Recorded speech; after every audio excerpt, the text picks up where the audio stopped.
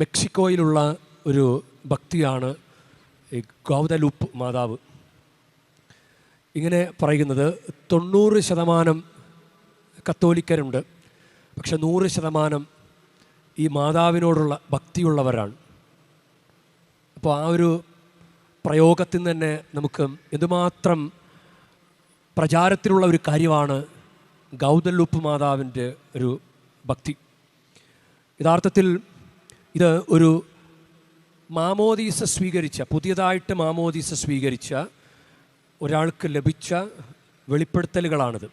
Juan Diego, അദ്ദേഹത്തിൻ്റെ ഭാര്യ Maria Lucia. അപ്പോൾ ഇവർ ആ കാലഘട്ടത്തിൽ 1531 അന്നത്തെ ഫ്രാൻസിസ്കൻ വൈദികരിൽ നിന്നാണ് ഇവർ മാമോദീസ സ്വീകരിച്ചത്, അതായത് മുതിർന്നവർക്കുള്ള മാമോദീസ സ്വീകരിച്ചത്. അപ്പോൾ അങ്ങനെ അവർ ആ വിശ്വാസം എത്രയോ വിലയുള്ളതായി കണ്ട് മുന്നോട്ട് പോയത് കൊണ്ടാണ് ഇത്രയൊരു ദൈവാനുഗ്രഹം അവർക്കുണ്ടായത്.